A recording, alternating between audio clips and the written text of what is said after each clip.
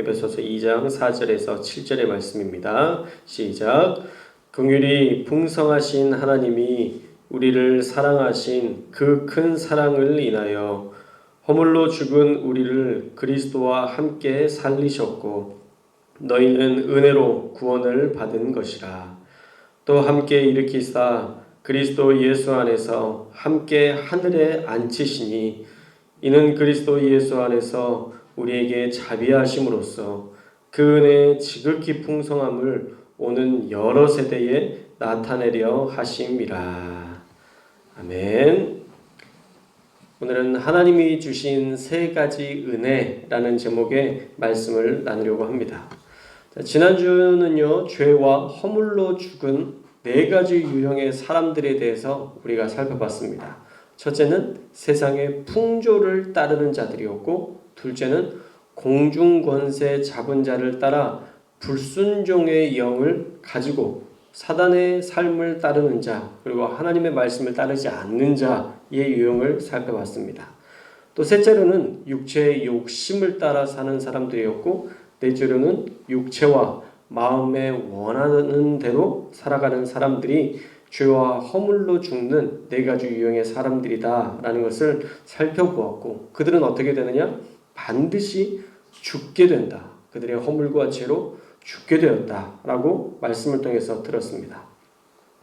오늘은요, 그런 우리가 어떻게 살 수 있게 됐는지에 대해서 하나님이 우리에게 주시는 세 가지 은혜를 살펴보려고 합니다.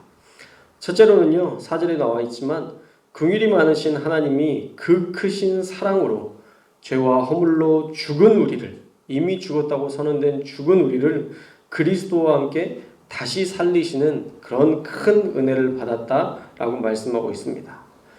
우리가 하나님께 받은 첫 번째 은혜는요, 그 큰 사랑으로 예수 그리스도와 함께 우리를 살리신 거예요.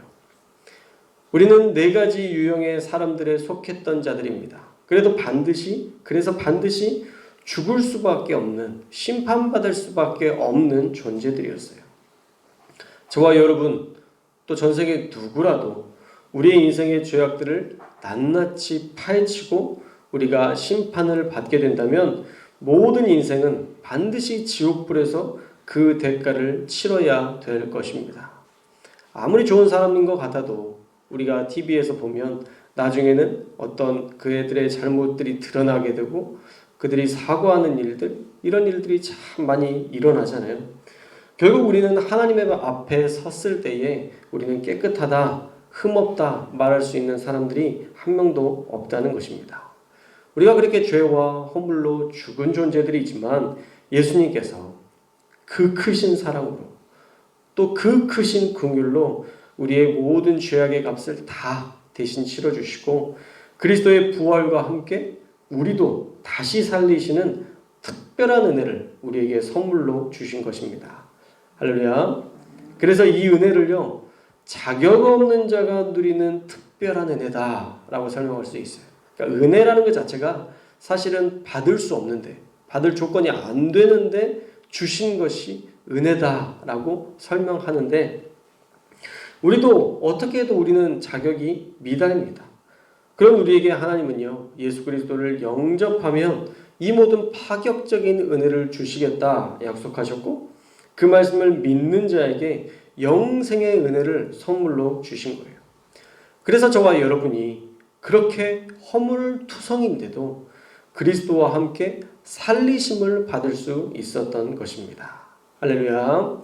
전적인 은혜라는 것 우리가 꼭 잊지 말고 우리가 그 은혜, 우리도 주님을 향한 그 사랑 잊어버리지 않는 삶을 사시기를 주님의 이름으로 축복합니다.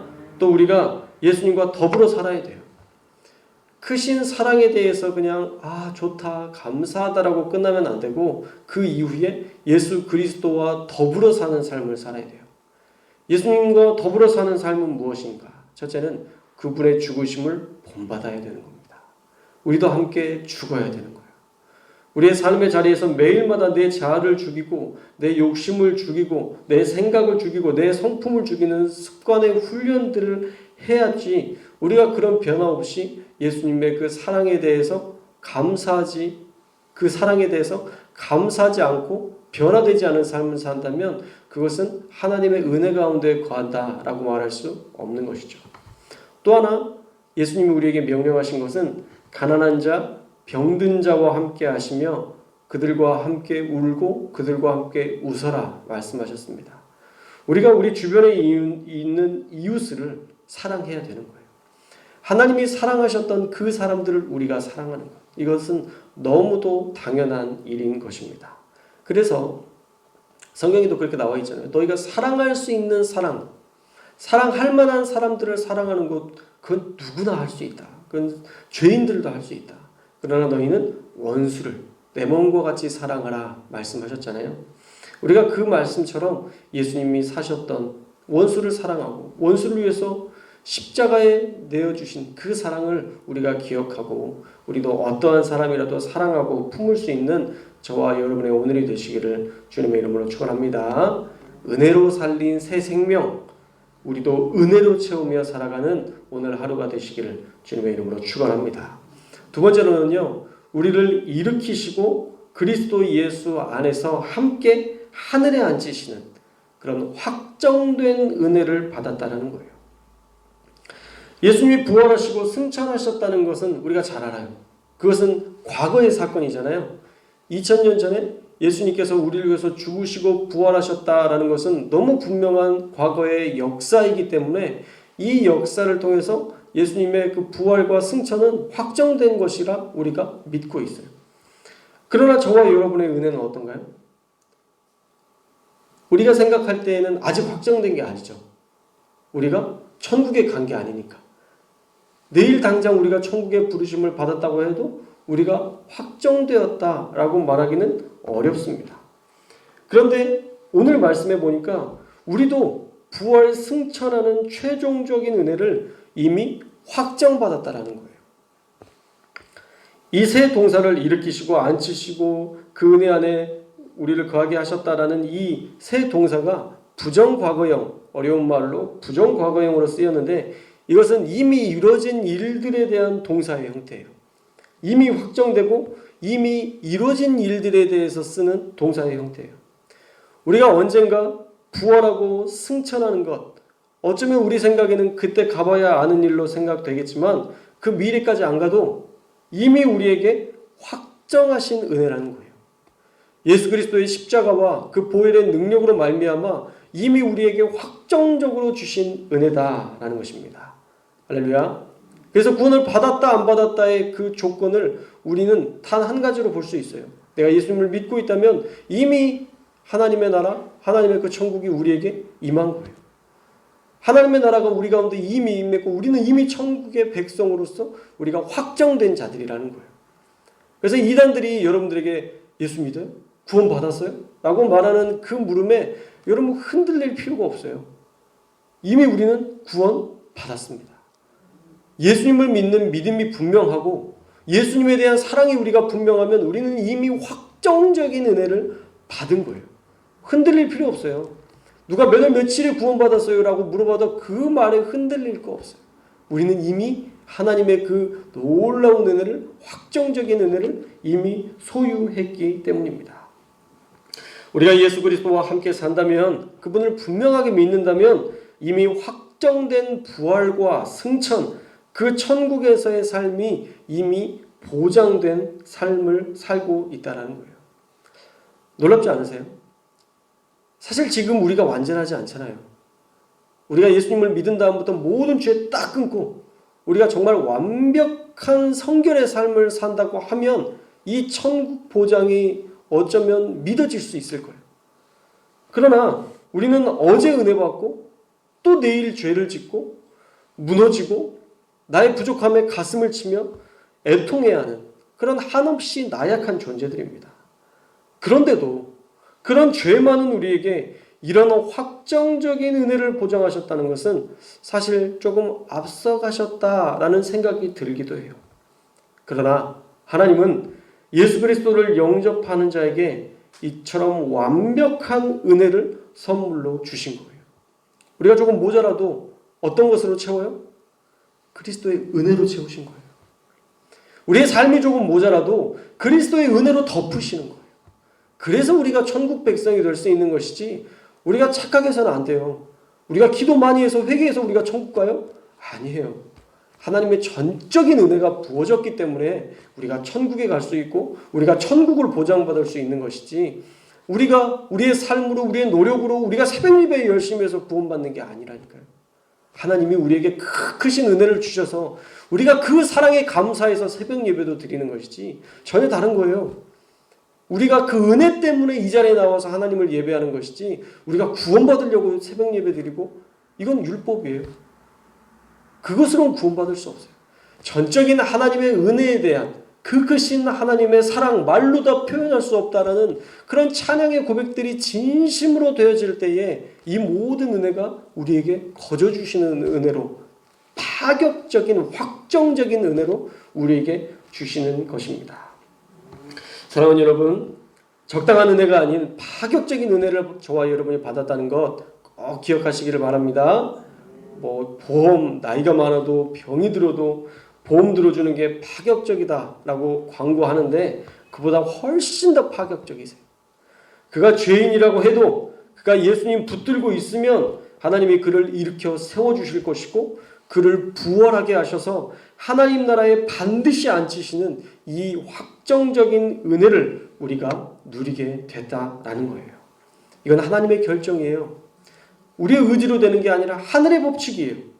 우리가 좀 잘못 사는 것 같고 잘못 가는 것 같아도 우리가 그래도 회개하기로 몸부림치고 회개하는 일에 몸부림치면서 하나님 붙들려고 동행하려고 살면 하나님은 반드시 우리에게 천국 백성의 그 자격을 주신다라는 것입니다. 어떤 가수의 티켓이 있으면 언제든 그 공연장에 우리가 들어갈 수 있는 것처럼 예수 그리스도라는 티켓이 예수 그리스도라는 흔적이 우리의 삶에 분명하면 우리도 반드시 그 하나님의 나라에 들어갈 수 있게 되는 줄로 믿습니다. 그러니 이미 주어진 것을 믿을 수 있는 저와 여러분들이 되시기를 주님의 이름으로 축원합니다. 앞으로 주실지 혹은 안 주실지 애매한 것이 아니라 이미 천국의 자리는 우리에게 주어진 거예요. 그 길에 예수님과 동행하는 삶만 있으면 반드시 우리는 그 천국에 입성하게 됩니다. 이 믿음 가지고 확정된 천국에 감사하며 살아가는 저와 여러분들이 되시기를 축복합니다. 구원 받으셨나요? 1000%예요. 99%, 98% 이게 아니라 이건 예수님이 우리에게 이미 주셨어요. 그래서 고민하지 마세요. 뭘 고민해요? 주신 자가 주시면 받는 거예요. 주신 자가 우리에게 선물로 주시면 우리가 받는 거예요. 우리가 고민하고 말고가 아니라 우리가 고민한다고 이게 주어지고 안 주어지는 게 아니라 우리가 예수님을 믿는 믿음이 분명하면 우리는 천국의 은혜를 확정적으로 받았다는 것. 이미 주셨다라는 그 동사를 쓰셨다는 것을 우리가 기억하고 그 확정적 파격적 은혜를 믿으시고 구원의 감격 가운데 살아가시기를 축복합니다. 자, 셋째로는요. 이 은혜는 우리에게서만 끝날 은혜가 아니라 다음 세대까지 풍성하게 누릴 수 있는 은혜라는 것입니다. 할렐루야. 자, 예수님의 죽으심과 부활은 2000년 전에 온 인류, 예수님께서 오신 그 순간 그 2000년 전에 있었던 온 인류에게 선물로 주신 것뿐만 아니라 세대와 세대를 이어서 현재 우리들에게까지 놀라운 자비로 세대와 세대를 뛰어넘어 전수되었습니다. 그래서 12명으로 시작된 그 제자들이 계속적으로 부흥되고 발전해서 20억이 넘는 수많은 인구들이 그리스도를 나의 주시라 믿고 그렇게 부흥하는 역사들을 우리가 보게 되었잖아요. 이 은혜는요, 언제까지 이어지느냐? 예수님께서 재림하시는 그때까지. 우리 가운데 다시 오실 예수님이 다시 이 땅 가운데 이 모든 것들을 다 정리하시며 우리를 만나주실 그날까지 계속적으로 풍성한 자비와 은혜로 우리에게 부어주신다 약속하고 있습니다. 그러니까 우리가 우리의 자녀들의 믿음에 대해서 포기하거나 그들에게 미칠 어떤 은혜들을 그들은 누리지 못한다라고 생각하는 것이 옳을까요? 옳지 않을까요? 옳지 않아요. 교회가 작아질 것이다. 교회가 안 될 것이다. 앞으로의 교회는 점점 힘들어질 것이다 라고 확정적으로 얘기하는 사람들의 그 믿음이 옳은 거예요? 틀린 거예요? 틀린 거예요. 반드시 교회는 다시 일어나요. 반드시 교회는 하나님의 위대한 일들을 감당하는 하나님의 도구로 쓰임 받을 거예요. 왜요? 하나님이 확정하셨잖아요. 다음 세대에까지 풍성하게 놀랍게 그 은혜가 이어질 것이다 약속하고 있습니다. 그러니 우리가 포기해서는 안 돼요. 다음 세대에 대한 기대감 포기해서는 안 됩니다. 우리가 우리의 생각 자체가 작아져서는 안 돼요. 우리 모이는 이 규모나 우리의 예배의 어떤 삶의 모습들을 보면서 우리 교회는 이것밖에 안 되라고 우리 스스로가 포기하거나 작은 것으로 여겨서는 안 된다는 거예요. 우리는 지금 준비하는 과정에 있는 교회지 완전 완성된 교회가 아니에요. 우리가 여기에서 끝나고 멈추는 교회가 아니라는 거죠. 다음 세대에 수많은 하나님의 역사들이 일어날 교회라는 기대감을 가지고 우리가 기도하고 하나님의 꿈을 꾸며 살아야 되는 것입니다.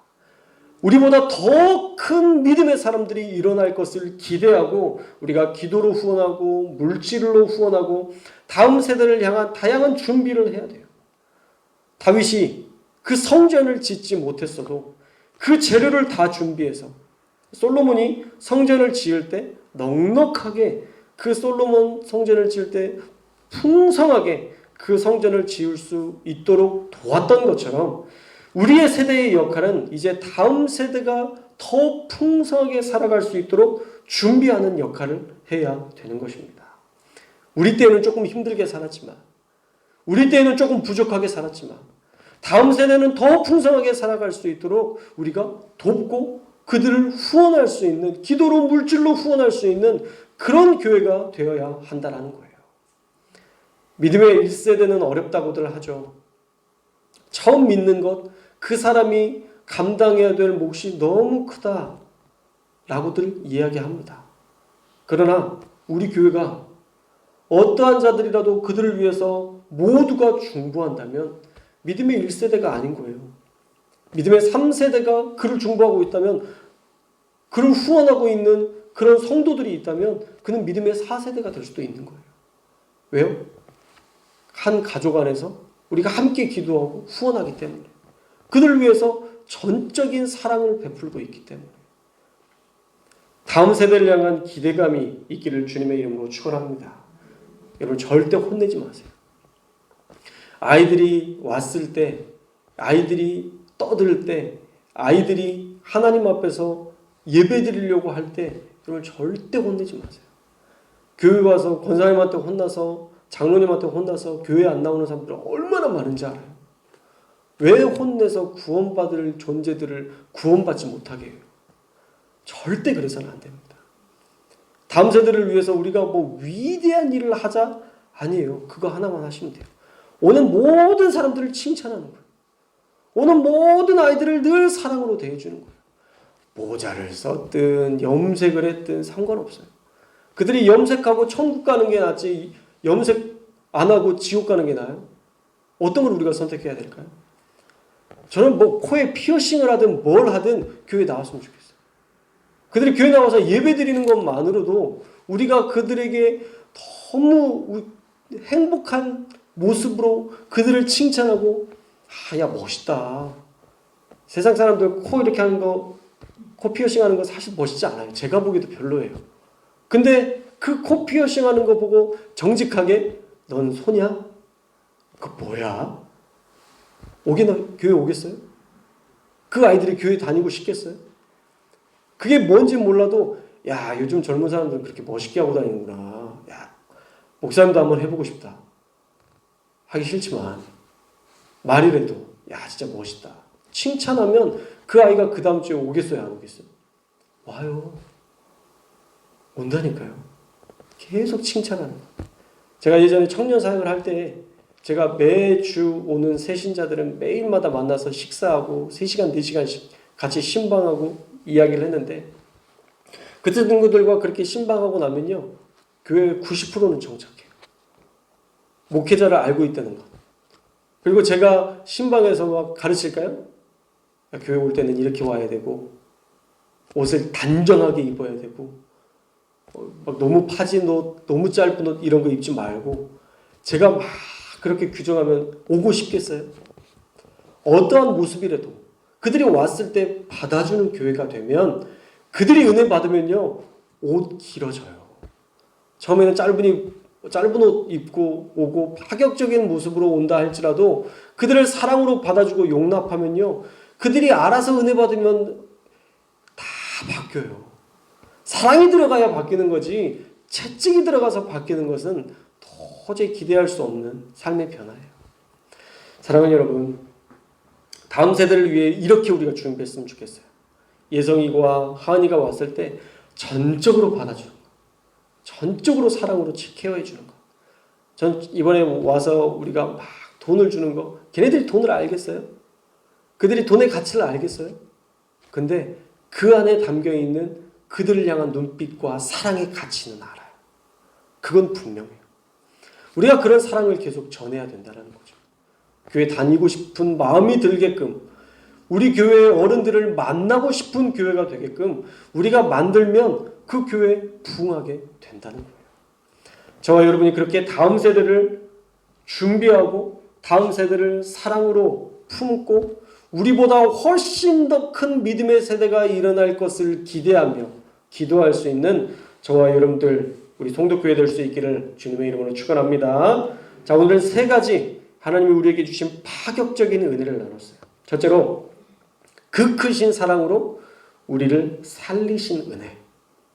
둘째로 큰 능력으로 우리를 천국 백성 되게 하신 은혜. 셋째로 큰 자비로 다음 세대에까지 풍성한 은혜를 주실 것을 약속하신 은혜. 우리가 이 세 가지 은혜를 우리 오늘 하루 종일 묵상하고 아니 평생에 여러분의 삶의 목적지, 여러분의 삶의 은혜로 삼고 매 순간마다 감사하며 기도하며 사시는, 그래서 예수 그리스도를 닮고 예수 그리스도를 늘 마음에 품고 사시는 저와 여러분들 되시기를 주님의 이름으로 축원합니다.